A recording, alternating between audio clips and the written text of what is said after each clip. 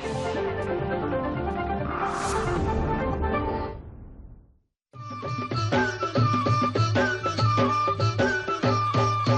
काळी आई धनधान्य देई, ही काळी आई धनधान्य देई, जोडते मनाची नाती आमची माती, आमची माणसं,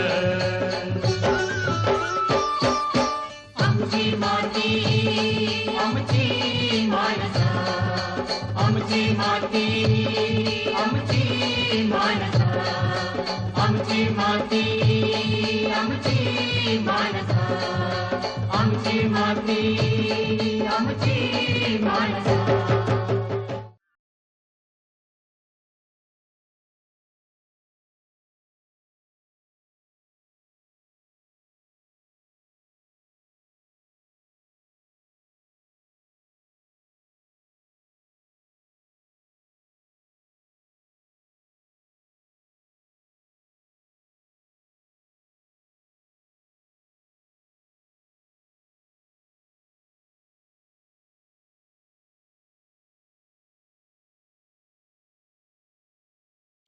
नमस्कार मंडळी, आमची माती आमची माणसं या कार्यक्रमात आपलं स्वागत. मंडळी, शेती व्यवसाय करत असताना पिकांवर आपण अनेक प्रकारचे कीटकनाशक तसंच औषधं यांची फवारणी करतो आणि ही फवारणी होण्यापूर्वी प्रयोगशाळेत प्राण्यांवर याच्या चाचण्या केल्या जातात. तर आज थोडं याच विषयी जाणून घेऊया. आजचा विषय आहे प्रयोगशाळेत प्राण्यांचा वापर आणि आपल्याला मार्गदर्शन करण्यासाठी आम्ही आमंत्रित केले डॉक्टर मधुमंजरी गटणे यांना. 30 वर्ष त्या प्राध्यापिका आहेत मुंबई पशुवैद्यकीय महाविद्यालयात. तसंच याच विद्यालयात औषधशास्त्र आणि विषयशास्त्र विभाग प्रमुख म्हणून त्या कार्य करतात. तर चर्चेला सुरुवात करूया. नमस्कार. नमस्कार. आपल्या आमच्या कार्यक्रमात मनपूर्वक स्वागत. आपण चर्चेला सुरुवात करूया. मुळात शेतकरी बांधवांचा आणि प्रयोगशाळेतल्या जे प्राण्यांचा वापर या विषयाचा संबंध कसा आहे? तसं म्हटलं तर हा थोडा अप्रत्यक्ष संबंधच आहे. आत्ताच तू सांगितलंस त्याप्रमाणे कुठलंही कीटकनाशक जेव्हा शेतकरी त्याच्या शेतावर वापरतो किंवा एखादं औषध त्याच्या जनावरांना देतो तेव्हा त्या औषधाची मात्रा ठरलेली असते. आपण शेतकऱ्याला सांगतो की बाबा हे औषध आहे, हे कीटकनाशक आहे, तू 1 मिलीलिटर घे, 1 लिटर पाण्यात मिसळ आणि मग तुझ्या शेतावर फवार. तर ही मात्रा कशी ठरते? प्रयोगशाळेतल्या प्राण्यांवर अनेक प्रकारचे प्रयोग करून शेवटी आपण या निष्कर्षाप्रत येतो. म्हणजे प्रयोगशाळेत या सगळ्या मात्रा ठरवल्या जातात असं म्हणायला काही हरकत नाही. फार मोठी अशी प्रोसेस असते. जवळजवळ एक कुठलंही औषध असतं त्याचं जेव्हा एक प्रयोगशाळेत पहिल्यांदा त्याचा एक केमिस्ट सिंथेसिस करतो म्हणजे तयार करतो ते, आणि त्याच्यानंतर ते औषधाच्या दुकानात जाईपर्यंत जवळजवळ 15 वर्षाचा काळ लोटतो आणि या काळामध्ये अनेक प्राण्यांवर अनेक प्रकारच्या चाचण्या या औषधांच्या घेतल्या जातात. अच्छा, आता साधारणतः कोणकोणत्या प्राण्यांवर प्रयोग केले जातात? प्रायोगिक प्राणी जर आपण म्हटले तर ते आपल्याला 2 प्रकारात विभागता येतील. एक म्हणजे मूलभूत संशोधनासाठी काही प्राणी वापरतात ते, आणि कृषी विद्यापीठांमध्ये किंवा पशुवैद्यकीय महाविद्यालयांमध्ये शेतकऱ्याच्या गोठ्यामध्ये जे प्राणी असतात त्या प्राण्यांवर आपण काही विशिष्ट प्रकारच्या चाचण्या करतो. तर मूलभूत संशोधन जर आपण म्हटलं तर त्याच्यामध्ये उंदीर, ससे, गिनीपिग्स, हॅमस्टर्स, नंतर कुत्रे याचा सगळ्याचा समावेश होतो. आणि पशुवैद्यकशास्त्राच्या दृष्टीने उपयुक्त असं जे संशोधन असतं ते गायी, म्हशी, शेळ्या, मेंढ्या, नंतर कुक्कुटं याच्यावर केलं जातं. मत्स्य महाविद्यालयात माशांवर संशोधन होतं. तर अशा तऱ्हेने प्रायोगिक प्राणी या विषयाचा आवाका हा फार मोठा आहे असं आपल्याला म्हणावं लागेल. बरं, आता प्रयोगशाळेत आपण बघतो की प्रयोगशाळेतले जे प्राणी किंवा साधारणतः आपण एक उंदीर घेऊया, प्रयोगशाळेमध्ये तो जरा वेगळ्या प्रकारे दिसतो आणि आपण बाकी बघतो तर ते वेगळे असतात, असं का? म्हणजे रस्त्यावरचं उंदीर आणि प्रयोगासाठी वापरणं कधीच शक्य नाही. कारण प्रयोग करताना 2 गोष्टी बघायला लागतात. एक म्हणजे ज्या प्राण्यावर आपण प्रयोग करतो आहे त्याची सुरक्षितता, जे काही संशोधन होतं त्याच्यामध्ये नैतिकता पाळणं हे फार महत्त्वाचं असतं. आणि दुसरी एक बाब असते ती म्हणजे जो प्रयोगकर्ता आहे त्याची स्वतःची सुरक्षितता ही महत्त्वाची असते. आता रस्त्यावरचा जर एखादा उंदीर घेतला आणि पकडायचा प्रयत्न केला तर तो नक्कीच चावेल. असे उंदीर अनेक प्रकारच्या रोगांचे वाहक असतात, त्यामुळे असे उंदीर प्रयोगशाळेत नक्कीच वापरत नाहीत. तर दशकानुदशकं विशिष्ट प्रकारे प्रजनन करून काही उंदरांच्या जाती विकसित केल्या आहेत. आता उंदीरही दोन प्रकारचे असतात. एक माऊस म्हणजे छोटा उंदीर आपण ज्याला म्हणतो तो, त्याचं वजन साधारणतः 20 ग्रॅम एवढं असतं, 20 ते 30 ग्रॅम. नंतर मोठा उंदीर म्हणजे रॅट, त्याचं वजन 200 ते 300 ग्रॅम असतं. याशिवाय हॅमस्टर्स, गिनीपिग्स, ससे, 1.5 किलोचा ससा झाल्यानंतर त्याच्यावर आपल्याला प्रयोग करता येतात. तर अशा तऱ्हेने वेगवेगळ्या प्रकारचे हे जे प्राणी असतात, पण ते सुद्धा विशिष्ट प्रकारचे असेच प्रयोगासाठी वापरावे लागतात. कुठलेही प्राणी घेतले आणि त्याच्यावर संशोधन सुरू केलं असं होऊ शकत नाही. म्हणजे असं नाही की शेतकऱ्यांकडे काही प्राणी आहे आणि ते तुमच्याकडे आणून दिले तर तुम्ही त्याच्यावर प्रयोग कराल किंवा तसं काही करू शकतो का? पशुवैद्यकशास्त्रातलं संशोधन जेव्हा केलं जातं तेव्हा कधी कधी ज्याला आपण अप्लाइड रिसर्च म्हणतो, म्हणजे शेतकऱ्याला उपयुक्त ठरेल अशा तऱ्हेचं जेव्हा संशोधन केलं जातं तेव्हा कधी कधी या गोठ्यातल्या प्राण्यांचा वापर आहे तो करावा लागतो. पण मूलभूत संशोधनाबद्दल जेव्हा आपण बोलत असतो तेव्हा मी जसं सांगितलं तसं की प्रयोगशाळेतल्या प्राणीगृहात एका विशिष्ट प्रकारे व्यवस्थापन केलेले जे प्राणी असतात तेच आपल्याला वापरावे लागतात. बरं, आता हे प्राणी वापरण्यामागचं नेमकं कारण काय? प्राणी वापरण्यासाठी अनेक प्रकारच्या गोष्टींसाठी हे प्राणी वापरले जातात. एक तर संशोधनासाठी, त्याशिवाय शिक्षणासाठी सुद्धा प्राण्यांचा वापर केला जातो. आता संशोधन करताना बरीचशी औषधं जी माणसांमध्ये वापरली जातात किंवा जनावरांमध्ये वापरली जातात त्याच्या चाचण्या ह्या प्रथम ॲनिमल्सवर म्हणजे प्रायोगिक प्राण्यांवर घेतल्या जातात.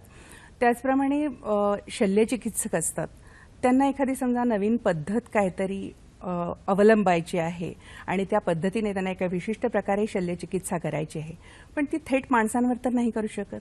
मग याला उपाय म्हणून आधी काही प्रायोगिक प्राण्यांवर ते त्याची सवय करून घेतात की कशा तऱ्हेने ही शस्त्रक्रिया करायला हवी आणि मग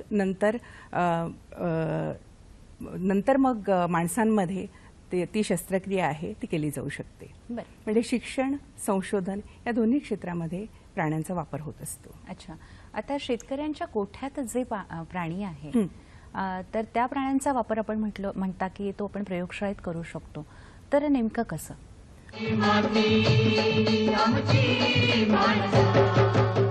आता शेतकऱ्यांच्या गोठ्यात जे प्राणी आहे तर त्या प्राण्यांचा वापर आपण म्हणता की तो आपण प्रयोगशाळेत करू शकतो, तर नेमकं कसं? आता माझा विषय हा औषधशास्त्र असल्यामुळे औषधाशी संबंधित जे काही प्रयोग आहेत त्याबद्दल मी कदाचित जास्त बोलणं स्वाभाविक आहे. पण कुठलीही औषधं प्राण्यांसाठी जेव्हा वापरात येतात तर ती येण्यापूर्वी ती सुरक्षित आहेत का हे बघणं महत्त्वाचं असतं आणि त्याचप्रमाणे ती गुणकारी आहेत का हे सुद्धा बघणं महत्त्वाचं असतं. त्यामुळे या ज्या चाचण्या असतात त्या दोन प्रकारच्या असतात. एक म्हणजे ती गुणकारी आहेत का हे बघणं आणि दुसरं म्हणजे सुरक्षितता त्याची तपासणं. इतिहासात जर आपण डोकावलं ना तर आपल्याला काही काही प्रसंग असे दिसून येतात लिटरेचरमध्ये की सुरुवातीच्या काळात म्हणजे साधारण 20व्या शतकाच्या मध्यान्हीमध्ये पेनिसिलिन किंवा सल्फोनामाइड्स ही औषधं होती ती बाजारात आली. पण काहीही चाचण्या न करता ही औषधं थेट बाजारात आणली गेली आणि थॅलिडोमाइड ट्रॅजेडी म्हणून एक मेडिसिनच्या इतिहासामध्ये, औषधशास्त्राच्या इतिहासामध्ये एक असा एपिसोड दिलेला आहे, एक अशी घटना दिलेली आहे की थॅलिडोमाइड औषध जेव्हा गर्भवती स्त्रियांनी घेतलं तेव्हा त्यांच्यापासून जी संतती उत्पन्न झाली होती ती संतती सदोष होती. म्हणजे जी मुलं झाली होती लहान बाळं त्यांना हातापायांची त्यांची वाढ नीट झालेली नव्हती. तर असे काही अनुभव आल्यानंतर मग असं ठरवलं गेलं की नाही, जी काही औषधं वापरायची आहेत माणसांमध्ये त्याची आधी सुरक्षितताविषयक चाचण्या होणं हे अत्यंत गरजेचं आहे आणि मग नंतर ही प्रथा हळूहळू सुरू झाली. बरं, आता प्रयोगशाळेत प्राणी ठेवले जातात तर ते नेमके कशा पद्धतीने ठेवले जातात? प्रयोगशाळेतले जर प्राणी आपण बघितलं ना तर त्यांची एवढी बडदास्त ठेवावी लागते, कारण स्वाभाविक आहे की या प्राण्यांमध्ये जे प्रयोग होतात त्या प्रयोगाच्या निष्कर्षावरून एखादं औषध आहे ते माणसामध्ये वापरासाठी योग्य आहे की नाही असं प्रमाणित केलं जातं. त्यामुळे अशा अगदी त्यांच्यासाठी म्हणजे तुम्ही जर अशा काही कंपन्यांचे जी प्राणीगृह आहेत त्याच्यामध्ये एकतर प्रवेश मिळवणं फार अवघड असतं, पण जर तुम्हाला परवानगी तशी दिलीच त्याच्यामध्ये प्रवेश करण्याची, तर एखाद्या अंतराळवीराचा कसा पेहराव असतो ना, तसा पेहराव करून तुम्हाला आत जावं लागतं, की जेणेकरून त्या प्राण्यांना ज्याच्यामध्ये प्रयोग केला जात आहे त्या प्राण्यांना येणाऱ्या माणसांपासून काहीही संसर्ग होता कामा नये, जंतू संसर्ग होता कामा नये. त्यामुळे तुम्हाला पहिल्यांदा विशिष्ट प्रकारचे मोजे घालावे लागतात, ॲप्रन घालावा लागतो, टोपी, मास्क हे सगळं लावून मग त्या प्राणीगृहात जावं लागतं. त्या प्राणीगृहाचं तापमान असतं ते नियंत्रित असतं. एवढंच नव्हे तर त्यातली जी आर्द्रता आहे ती सुद्धा नियंत्रित केली जाते. आणि अशा तऱ्हेने अतिशय त्यांना आपण ज्याला म्हणतो की अगदी स्पेशल ट्रीटमेंट त्यांना दिली जाते. बरं, प्रयोगशाळेत प्राणी वापरण्यापूर्वी नक्कीच त्यांची परवानगी कुठेतरी घ्यावी लागत असेल, हो की नाही, किंवा नोंदणी वगैरे आवश्यक असेल, तर त्याबाबत काय सांगाल? प्रायोगिक प्राणीगृह जे आहे त्याची नोंदणी करणं तर आवश्यकच आहे. अशा नोंदणीकृत प्राणीगृहातच प्रयोग करता येतात. आणि ही जी नोंदणी आहे ती केंद्र सरकारची एक संस्था आहे, CPCACA, म्हणजे committee for the control and supervision of experiments in animals. तर या संस्थेकडे कुठल्याही प्रायोगिक प्राणीगृहाला प्रथम नोंदणी करावी लागते. आता त्याच्यानंतर प्रश्न आहे की प्रयोगाला सुरुवात थेट करता येते का? तर नाही, अशी थेट सुरुवात करता येत नाही. पहिल्यांदा कुठलाही प्रयोगाचा जो आराखडा आहे तो स्थानीय स्तरावर एक समिती असते, त्याला आपण IAEC असं म्हणतो, म्हणजे इन्स्टिट्यूशनल ॲनिमल एथिक्स कमिटी. मी जसं सांगितलं त्याप्रमाणे कुठलाही प्रयोग करताना, प्राण्यांमध्ये प्रयोग करताना नैतिकता त्यात पाळणं हे अत्यंत आवश्यक असतं. आणि ह्या IAECला तुमचा जो काही संशोधनाचा आराखडा आहे तो आधी तुम्हाला सादर करावा लागतो. आणि या IAECवर CPCACने नेमलेले काही सभासद असतात. त्याचप्रमाणे ज्या संस्थेत हे जे प्रयोग होणार आहेत प्राण्यांवर किंवा संशोधन होणार आहे त्या संस्थेचे अंतस्थ सभासद काही असतात. आणि अशी ही सर्व समिती मिळून त्यांच्याकडे जेव्हा एखाद्या संशोधनाचा आराखडा सादर केला जातो की ज्याच्यामध्ये प्राण्यांचा उपयोग होणार आहे, तर ती समिती त्याच्यावर पूर्णपणे विचार करते की उगीच हे संशोधन केलं जात नाहीये ना, या संशोधनाची खरंच आवश्यकता आहे ना, हे संशोधन जेव्हा केलं जाणार आहे त्यावेळेला त्या ॲनिमलला कसं ठेवलं जाणार आहे, त्या प्राण्यांना कसं ठेवलं जाणार आहे, त्यांचं व्यवस्थापन कसं असणार आहे. एवढंच नाही, जर त्या प्राण्याला नंतर मारण्यात येणार असेल, म्हणजे तशी प्रयोगाची जर तशी निकड असेल, तर त्याच्यानंतर मृत्यूनंतर त्या प्राण्याच्या शवाची जी विल्हेवाट आहे ती कशी लावली जाणार आहे, असे सगळे सूक्ष्म तपशील जे आहेत ते या समितीला सादर करावे लागतात. आणि मगच समितीला जर योग्य वाटलं तरच संशोधनाला परवानगी मिळते. बरं, आता साधारणतः कोणकोणत्या प्रकारचे प्राणी वापरले जातात प्रयोगाकरतात आणि कशा प्रकारे ते प्रयोग केले जातात? हां, मी जसं सांगितलं तसं की मूलभूत संशोधनासाठी उंदीर, ससे, गिनीपिग्स हे प्राणी वापरले जातात. तर क्षेत्रीय संशोधनासाठी गाई, म्हशी, शेळ्या, मेंढ्या, नंतर कुक्कुट, वराह यांचा वापर केला जातो, किंवा माशांमधलं संशोधन. कारण जिथे प्रयोग चालतात तिथे सुद्धा एखाद्या संस्थेचा प्रायोगिक प्राणीगृहावर होणारा खर्च जो असतो तो प्रचंड असतो. आता शेतकऱ्यांच्या बाबतीत जर विचार करायचा झाला तर शेतकऱ्यांना व्यवसाय म्हणून याकडे कसं बघता येईल? कारण जिथे प्रयोग चालतात तिथे सुद्धा एखाद्या संस्थेचा प्रायोगिक प्राणीगृहावर होणारा खर्च जो असतो तो प्रचंड असतो. मूलभूत संशोधन हे प्राण्यांमध्ये करतात याचं कारण माणसाशी त्याचं बरंचसं साधर्म्य असतं. माणूस जसा सस्तन प्राणी आहे तसेच हे प्राणी सस्तन असतात. त्यामुळे कुठलंही औषध थेट माणसामध्ये वापरण्याच्या आधी त्याच्या सुरक्षितताविषयक चाचण्या ज्या आहेत त्या या प्रायोगिक प्राण्यांमध्ये घेतल्या जातात. पण व्यवसाय म्हणून असे काही ठोकताळे बांधणं याच्यामध्ये फार कठीण आहे. म्हणजे आता समजा तुम्ही एखादा कुक्कुटपालन व्यावसायिक बघितला तर त्याला माहिती असतं की आपला जो माल आहे किंवा कुक्कुट जेव्हा हे कोंबड्या तयार होतील तेव्हा त्याला बाजारपेठ कधी आणि कोणत्या काळामध्ये मिळू शकते ह्याचे आराखडे पक्के असतात. पण तसं प्रायोगिक प्राण्यांच्या बाबतीमध्ये सांगता येत नाही. आणि शिवाय असं आहे की प्रायोगिक प्राणी जे आहेत एका विशिष्ट वयातच वापरावे असा साधारण संकेत आहे. एकदा ती वेळ उलटून गेली की त्या प्राण्यांचा संशोधनासाठी कदाचित उपयोग होऊ शकणार नाही. तर अशा प्रकारचे हे सगळे ठोकताळे किंवा कॅल्क्युलेशन्स याच्यामध्ये असल्यामुळे व्यवसाय म्हणून हा करणं जरा कठीण वाटतं. बरं, आता शेतकरी बांधवांनी आपल्याकडे जे काही प्राणी आहेत त्यांची काळजी कशी घ्यावी, त्यांचं व्यवस्थापन कसं करावं? म्हणजे तुम्हाला प्रयोगाच्या दरम्यान असं म्हणायचं आहे?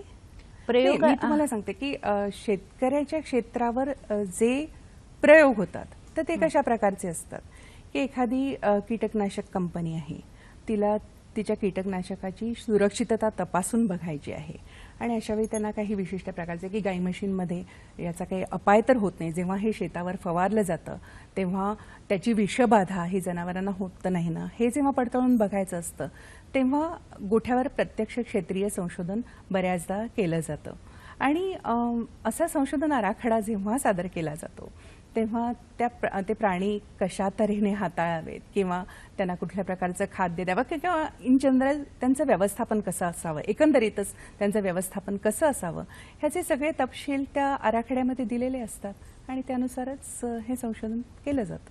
नक्कीच. याचं भवितव्य आपल्याला काय वाटतं? म्हणजे प्रायोगिक प्राण्यांचा जो वापर केला जातोय प्रयोगशाळेत, प्रयोगशाळेत प्राणी वापरावेत की नाही याविषयी म्हणजे अगदी आपण इतिहासातले दाखले जर बघितले तर जेव्हापासून प्राण्यांचा या प्रयोगासाठी म्हणून वापर सुरू केला आहे तेव्हापासूनच त्याच्यात दोन गट निर्माण झालेले आहेत. एका गटाचं म्हणणं आहे की नाही, प्राण्यावर प्रयोग हे केलेच पाहिजेत, ती आवश्यकता आहे माणसाच्या सुरक्षिततेच्या दृष्टीने. तर दुसरा गट आहे त्याचं म्हणणं आहे की नाही, प्राण्यांना काय याच्यासाठी त्रास द्यायचा, प्राण्यांचा वापर हा प्रयोगासाठी हा पूर्णपणे थांबवला पाहिजे. आणि असं आपण म्हणू शकतो की अनेक वर्षापासून हे जे दोन गट आहेत त्यांचे एकमेकांवर याविषयी वादविवाद सुरू आहेत. पण सध्याचे जर आपण औषध निर्मिती किंवा कीटकनाशक निर्मिती याविषयीचे कायदे कानून जर बघितले तर त्या कायद्यानुसारच त्याच्या काही चाचण्या अशी औषधं किंवा कीटकनाशकं बाजारात येण्यापूर्वी प्राण्यांवर घेणं हे आवश्यक आहे. आणि जोपर्यंत या कायद्यात बदल होत नाही तोपर्यंत मला वाटतं प्राण्यांचा वापर जो आहे तो सुरूच राहणार. आणि यासाठी अजून एक आवश्यकता आहे की प्राण्यांना पर्याय म्हणून दुसऱ्या काही पद्धती आपल्याला उपयोगात आणता येतील का याच्यावर संशोधन होण्याची ही गरज आहे. नक्कीच. शेतकरी बांधवांना आपण जाता जाता काय सांगाल? मी जसं सांगितलं तसं प्रायोगिक प्राणी आणि शेतकरी यांचा संबंध हा अप्रत्यक्ष आहे. पण कुठलंही कीटकनाशक किंवा औषधं वापरताना हे औषधं, गुणकारी औषधं आपल्या हातात येण्यापूर्वी अनेक प्राण्यांचं बलिदान कदाचित याच्यासाठी दिलं गेलं असलं पाहिजे अशी भावना कुठेतरी मनात आली तरी मला वाटतं त्या प्राण्यांचं जे जीवन आहे ते सत्कारणी लागलं असं आपल्याला म्हणता येईल. म्हणजे आपण शेती व्यवसाय हा बघतो तर तितका तो असा एका मर्यादेत नाही आहे, खूप व्हास्ट असा हा विषय आहे. आणि एक कृषी म्हटलं की शास्त्र येतं, शास्त्र म्हटलं की नियम अटी येतात, प्रयोगही येतात आणि या सगळ्यांचा सुंदर असा मेळ म्हणून एक शेतकरी बांधवांचं जे काही कृषीशास्त्र आहे ते तयार होतं आणि मग एवढं सगळं करून हे पीक आपल्यापर्यंत येतं. तर या संपूर्ण शृंखलेची एक कडी आज त्यामधला एक सुंदरसा एक भाग आपण समजावून सांगितला, त्याबद्दल मी आपले मनःपूर्वक आभार मानते. धन्यवाद. नमस्कार.